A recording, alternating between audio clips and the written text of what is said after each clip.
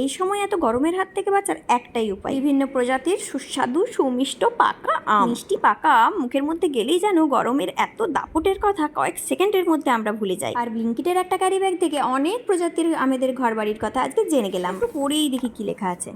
প্রথমেই আছে অন্ধ্রপ্রদেশের বিখ্যাত আম বাঙ্গানাপল্লী, যেটা মার্চ থেকে জুলাই মাস পর্যন্ত পাওয়া যায়। তারপর কর্ণাটকের বিখ্যাত আম বাদামি, যেটা মার্চ থেকে জুন মাস পর্যন্ত পাওয়া যায়। আর দেখুন প্রত্যেকটা আমের সাইজ কিন্তু অ্যাকিউরেট এঁকে দেওয়া আছে কোনটা কীরকম হয়।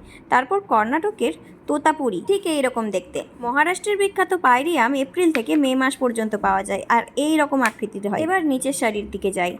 অন্ধ্রপ্রদেশের আরও একটি বিখ্যাত আমের কথা বলা আছে এখানে, হিমায়াত, মে থেকে জুলাই মাস পর্যন্ত পাওয়া যায়, তবে এই নামটা আমি আগে শুনিনি। তামিলনাড়ুর বিখ্যাত আম জাভাদু, যেটা মে থেকে জুন মাস পর্যন্ত পাওয়া যায়। তারপর তামিলনাড়ুর আরও একটি বিখ্যাত আম সিন্ধুরা, যেটি এপ্রিল থেকে মে মাস পর্যন্ত পাওয়া যায়। মহারাষ্ট্রের ভেরি ফেমাস ম্যাঙ্গো আলফনসো, যেটি এপ্রিল মে মাসে পাওয়া যায়। অন্ধ্রপ্রদেশে জুন জুলাই মাসে পাওয়া যায় মল্লিকা।